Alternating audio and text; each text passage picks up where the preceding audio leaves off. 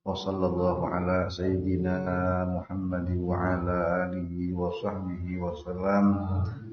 Subhana rabbika rabbil izzati amma yasifun wa salamun alal mursalin Wassalamun alal mursalin Wassalamun alal mursalin Walhamdulillahi rabbil alamin.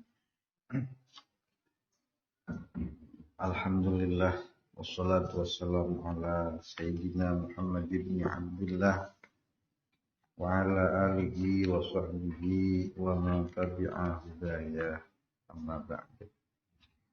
Fa inna asdaqal hadits kitabullah wa khairal hadi hadi sayyidina Muhammad sallallahu alaihi wasallam. Syarrul umur muhdatsatuha wa kullu muhdatsatin bid'ah wa kullu bid'atin dhalalah wa kullu dhalalatin finnar.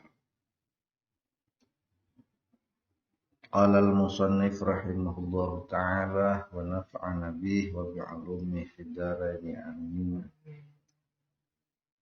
Mataraka orang ninggal minal jahli kaya nema minal jahli saking kudu jayan ing suwiji-wiji man sapa wong arada kang ngarepake sapa wong ayuh disa ing yen to nganakake sapa wong fil waqti ing dalem wektu ghaira ma ing dalem liyane barang azhara kang lahirake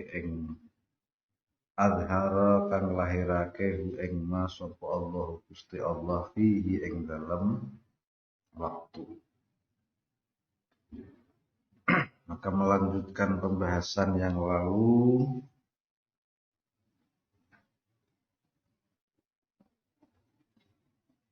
bahwa mataraka minal jahli syai'an man arada ayuhditha fil waqti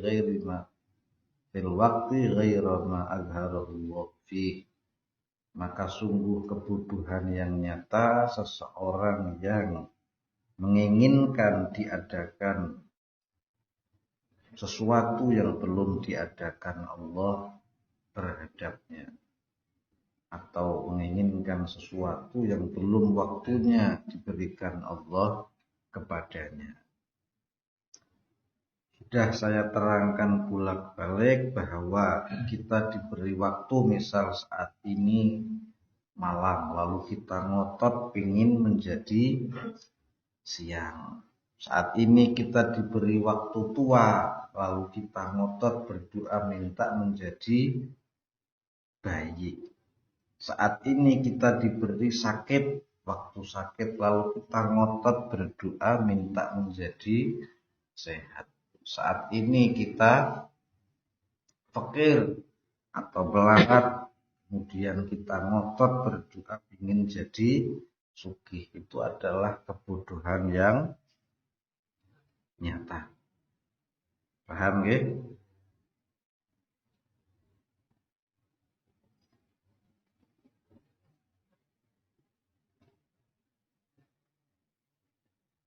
Maka ketika seorang murid di dalam keadaan tingkah atau dalam satu keadaan seperti tadi, misalnya kemudian minta kaya, maka itulah orang yang sangat bodohnya karena sedikit tata kramanya kepada Allah Subhanahu wa ta'ala, kurangnya ridho kepada Allah Subhanahu wa ta'ala. Paham nggih? Diulang-ulang, jangan sampai salah paham. Terus gunanya kita berdoa apa? Berdoa itu bukan untuk merubah keadaan. Berdoa itu ya gunanya kita izharul ubudiyah, menampakkan bahwa kita bukan Tuhan. Doa itu sebagai perwujudan bahwa kita ini bukan Tuhan. Karena dhewe kudu Tuhan yang dhewe berdoa. Nek dhewe Tuhan yang dhewe dijaluki atau dimintai. Paham nggih? Maka ini adalah bagian dari tata krama seorang murid yang baik kepada Allah Subhanahu wa ta'ala. Tegese mereka para murid ini harus ridho dengan apapun kedudukan yang diberikan oleh Allah Subhanahu wa ta'ala. Bahkan harus memilih tetap berada dalam posisi itu, sehingga Allah sendirilah yang memindahkan dari satu waktu ke waktu yang lain, dari satu kedudukan ke kedudukan yang lain.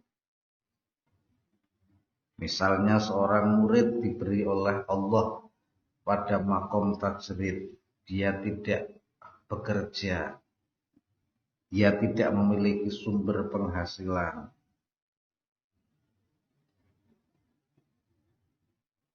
Kemudian rizkinya datang kepadanya tanpa kesulitan, tanpa melakukan hal-hal yang haram. Kemudian hatinya berubah ingin menjadi orang yang kasbi. Kasbi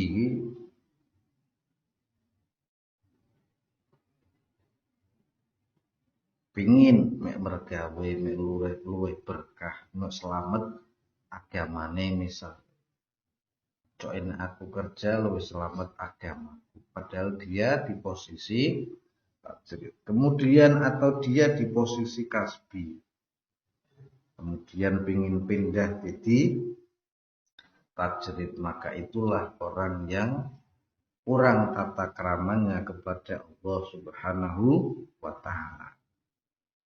Menunjukkan dia orang yang bodoh terhadap Allah karena dia berbuat sesuatu yang tidak pantas kepada seorang junjungan, kepada seorang raja, kepada seorang penguasa. Maksudnya siapa? Allah Subhanahu wa ta'ala. Maka murid yang seperti itu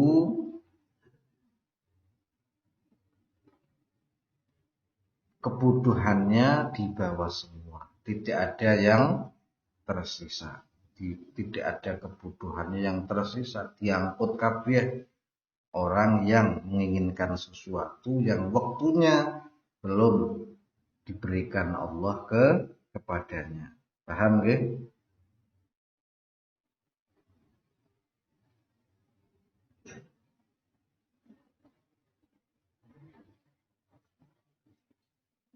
Paham. Jadi mulai belajar ketika kita malam kita mau apa, ketika siang kita mau apa. Nggak usah ketika siang ngotot pingin segera menjadi malam. Ketika malam nggak usah ngotot pingin jadi menjadi siang. Berarti pertanda engkau tidak mengenal Allah Subhanahu wa ta'ala. Ketika dulu ngotot pingin dadi duwe bojo, nanti Allah sendiri yang memindahkan.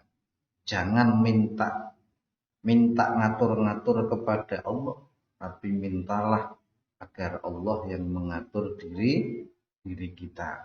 Paham ya?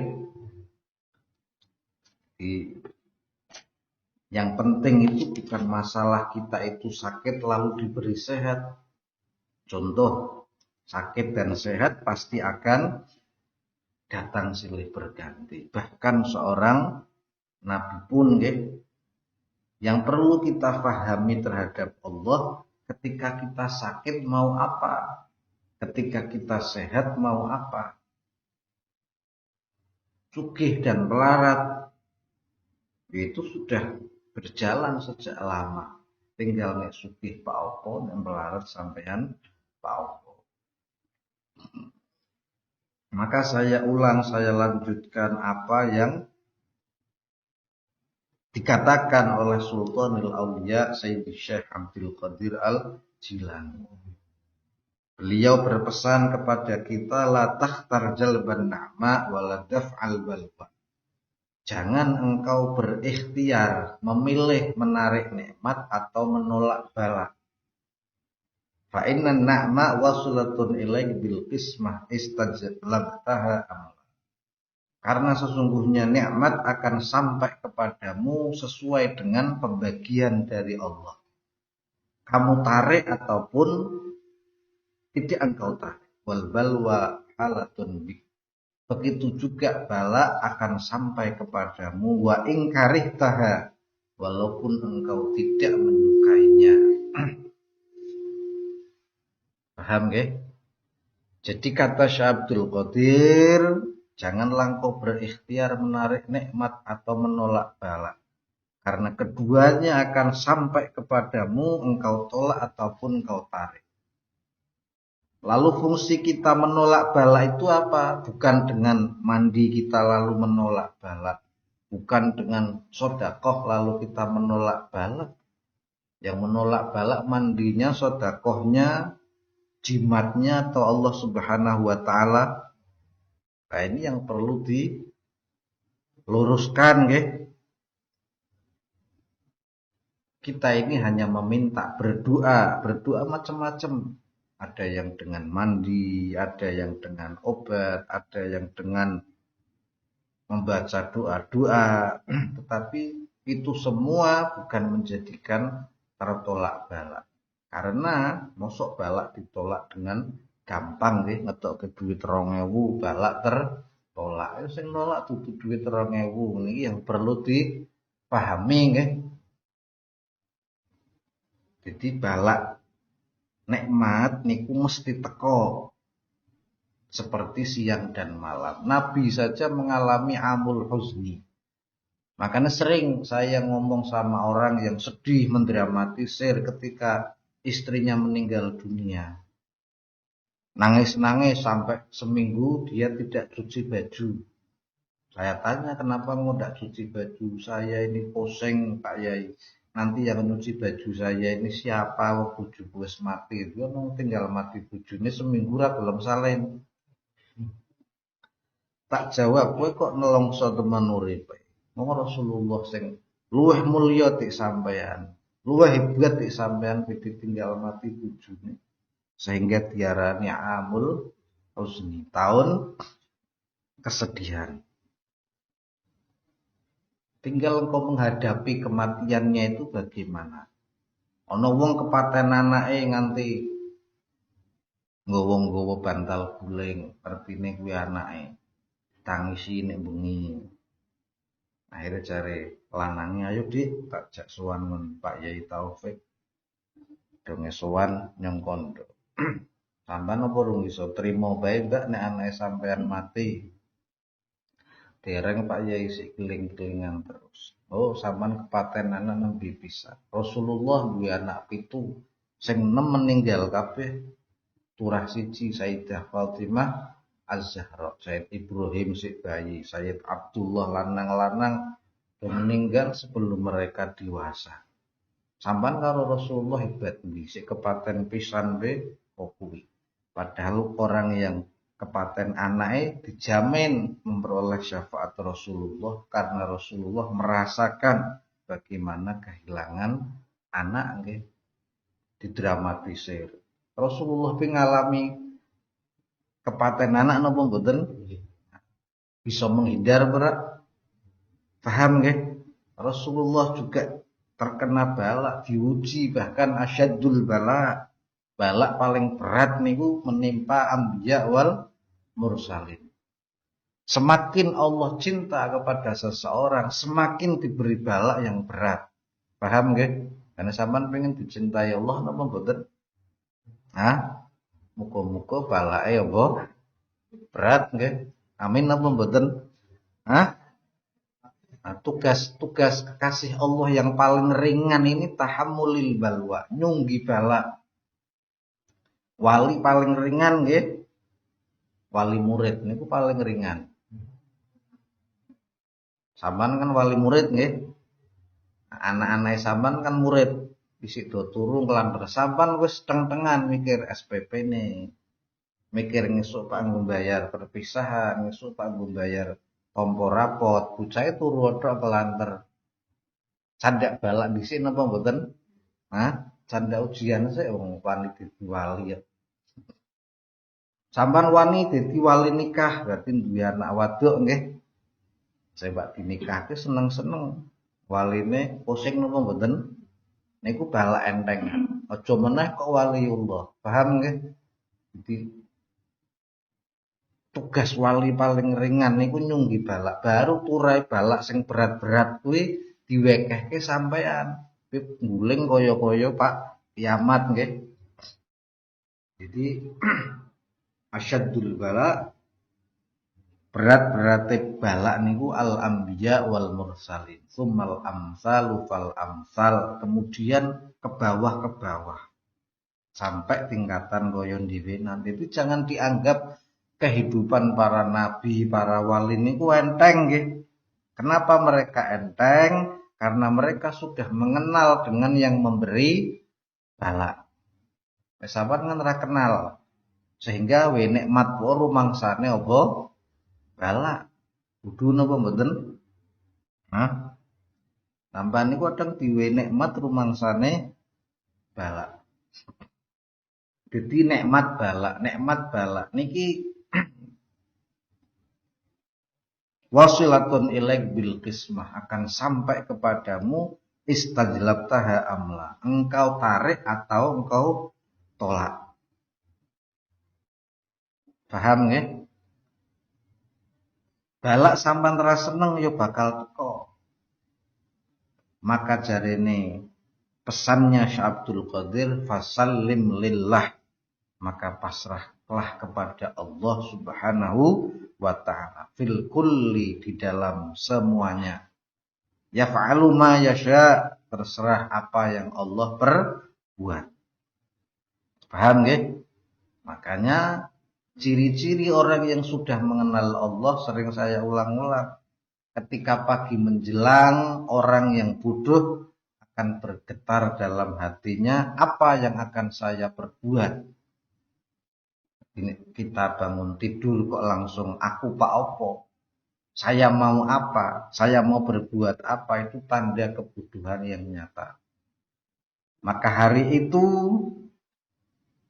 rizki menjauh darinya, maka ia harus ngotot mencari rizki. Rahmat menjauh darinya, dia yang harus kesulitan mencari rahmat. Kadang ketemu, kadang tidak. Tetapi jika bangun pagi melek lalu ia berpikir apa yang hendak Allah perbuat padaku, maka rizki yang jauh akan menjadi dekat, rahmat yang jauh akan mendekat, karena didekatkan oleh Allah Subhanahu wa ta'ala. Jadi sampean yang Pak ngukur saya ini sudah kenal sama Allah atau belum ketika bangun tidur. Getar pertama hatimu apa? Apa nu aku Pak apa? Hah? Orang ente biasanya priye tangi turu aku Pak apa kiye kok? Pak sarapan apa Pak? Hah? Hah? Nah, mulai dilatih program awal klik sing bener nggih. Mulai biar apa yang akan Allah perbuat padaku. Kok nganti karena di kepancen wong bodho nggih. Begitu melek mesti langsung aku Pak apa nggih, kudu langsung istighfar. Karena pada saat itu berarti engkau sudah mengatur Allah Subhanahu wa ta'ala. Maka Allah pun tidak mengurusimu, ya wis kowe rezekimu luru dhewe. Temu ya bejamu, ora temu ya bejamu. Paham nggih? Akhirnya uripe ngoyo. Hasil kerja seminggu, Jumat wis entek. Hasil kerja seminggu, Sabtu wis entek. Tapi nek berkah hasil kerja sebulan kena ngumangan 2 bulan. Jadi nek melek niku ketika sampean kopi saurunge 7 nafas 1, 2, 3, 4, 5, 6, 7 palango istighfar. Aku kok ngatur jenengan Gusti. Engko dadi wong sing uripe ayem, kerja kok ayem. Paham nggih?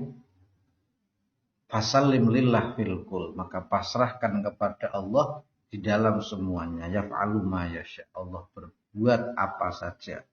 Ora iso diatur dengan kengototan doamu, ora bisa diatur dengan jerih payah awakmu nggih.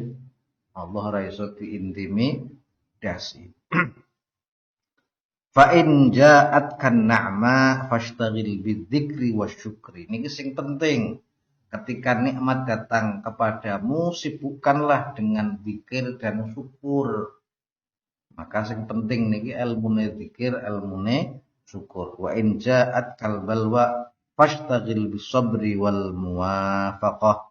Maka ketika datang kepadamu bala, hadapilah dengan kesabaran dan kepasrahan terhadap ketentuan Allah Subhanahu wa taala.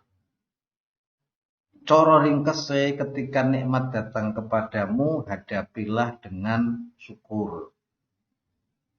Dengan bersyukur kepada Allah Subhanahu wa taala. Ketika datang bala, hadapilah dengan sabar. Paham nggih? Wa in kanat a'la min dzalik faridha wa taladzuz. Jika engkau lebih tinggi dari syukur dan sabar, maka hendaklah engkau merasa lezat. Apabila derajatmu wis tinggi, faridha wa taladzuz. Semuanya engkau hadapi dengan rela dan taladzuz. Taladzuz niki lezat. Lezat niku lezat bahasa Indonesia nih. Engkau rela, engkau nikmati dengan riang gembira.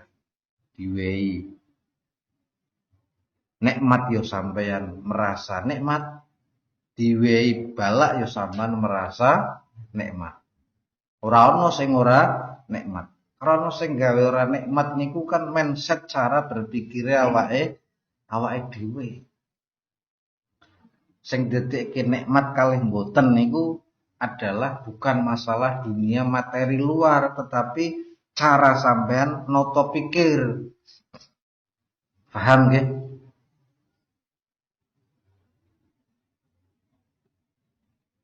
Bisa jadi niku sebuah contoh, sering saya contohkan, orang kaya naik mobil mewah pas waya udan sampai lewat kemudian candak terkena airnya candak ring kelambine sampai. Bisa sampean berpikir nikmat, malah kecoke wong kesusu asale Pak ring rumah sakit apa Pak nggawa keluargane sing lara, tapi sampean bisa saja itu menjadi derita. Misuh-misuh ngunake wong pecicilan orang duit toto romo. Paham nggih? Jadi tergantung cara berpikir sampai. Bahkan orang-orang yang hebat, para aulia ini bisa derita kok dadi apa? Nikmat nggih. Nek ngondi mengubah nikmat menjadi derita. Niki sing dimaksud Allah la yughayyiru ma biqaumin hatta yughayyiru ma bi anfusihim. Allah tidak merubah satu kaum kecuali dia yang merubahnya. Maksudnya duduk sampean iso berubah menjadi kaya. Maksudnya semua nikmat Allah ini yang merubah menjadi derita adalah dirimu sendiri. Paham nggih? Jadi semua itu ada apa? Kenikmatan asal kita bisa menikmatinya. Wa'lamu annal baliyah lam ta'til mu'min lituhlika. Kata Syekh Abdul Qadir, ketahuilah bahwa bala datang kepada seorang bukan untuk menghancurkannya. Seperti kemarin pas Nasuhid Diniyah kita bahas, bukan menghancurkan, wa inna ma'atatsu litahtabirah. Tetapi itu datang untuk mengujinya, datang untuk merenovasinya, datang untuk menjadi ujian bagi dirinya. Jadi jangan dianggap cobaan balak datang itu untuk menghancurkan diri kita. Bukan nggih, tetapi justru untuk memperkuat diri kita, justru untuk menguji diri kita. Paham nggih? Niku jarine Syekh Abdul Qadir Al-Jilani. Ora usah sampean sik nompak njaluk tuwa, karek saiki sampean sik nompak apa. Tidak usah ketika Senin berdoa dengan ngotot pingin kemis mek entuk apa pocokan. Ora kerja kemis wae ora entuk apa kaiki. Ketika Senin wis sampean pak apa? Apa yang harus saya kerjakan pada hari Senin? Ketika hari Selasa apa yang harus saya kerjakan? Ora usah Subuh njaluk asar. Sering orang-orang ini bertanya bagaimana cara, dari mana saya ingin jadi orang baik, mulai dari mana, mulai kapan, sejak apa. Sebenarnya jika kita mau jujur saja, Allah ini sudah memberikan sehari 5 waktu, tinggal engkau mau mulai yang mana. Wah, saya akan mulai dari subuh. Ya, belajar sholat subuh yang baik. Jika engkau ingin menjadi baik, lalu engkau tidak tahu akan mulai dari mana, mulailah dari waktu sholatmu. Belajar takbir yang benar bagaimana. Syaratnya takbir ada berapa. Oh, berarti kan, asal Allahu Akbar. Allahu Akbar kadang kowe nggih. Durung tentu kok salat budine takoni. Syaratnya takbir piro? Ya mbuh pokoke syaratnya ngangkat tangan, wah malah keliru. Padahal takbir orang angkat tangan itu ora apa-apa. Jika engkau ingin menjadi orang soleh, saya mulai dari mana? Apa mulai dari makom Wonobodo apa makom keramat ngendi keliru kowe. Gusti Allah wis memberi waktu. Ketika subuh yang kau salatnya subuh. Ketika subuh ngesolat zuhur justru itu penghinaan kepada Allah Subhanahu wa taala. Rane talaub nggih.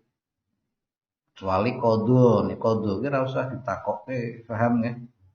Maksude ki subuh palang zuhur mengko nyone kedarung turu nek ora usah salat apa zuhur. Hubung yang isuk si melek bar zuhur asar maghrib isya jadi turu 14 ngonyong wis ora sah apa? Hah? Ora usah salat kuwi arane malah ngece karo Gusti Allah. Saya subuh ya semua kerjanya subuh zuhur tekan apa ora pira ngerti. Makanya jika engkau ingin menjadi baik, mulailah dari salatmu. Nek salatmu wis apik, rezekimu apik, uripmu apik. Nek salatmu wis temoto, engko uripmu apa? Temoto. Bar salat nek wis zikir. Aja meneh zikir salate pikakean qadha nggih, ya zikire mangke melu apa? Paham maksudnya? Ora usah ngono aku wis tuwa nyong Pak salate adekan terus ora Pak qadhaan ngapusi. Ya menebe kowe Pak opo? Paham maksudnya nggih? Kanggo ini berarti tanda matarakal minal jahli. Budune ora di tinggal nggih digawa kabeh. Berarti alangkah apa? Bodohnya. Jangan disalahartikan. Para aulia tuh kerja sergap dagang. Karena apa? Karena pertama mengikuti perintah Allah. Yang kedua seneng kerja dagang karena niru Kanjeng Nabi sallallahu alaihi wasallam. Ku nek wis sugih pangetoke zakat sing akeh.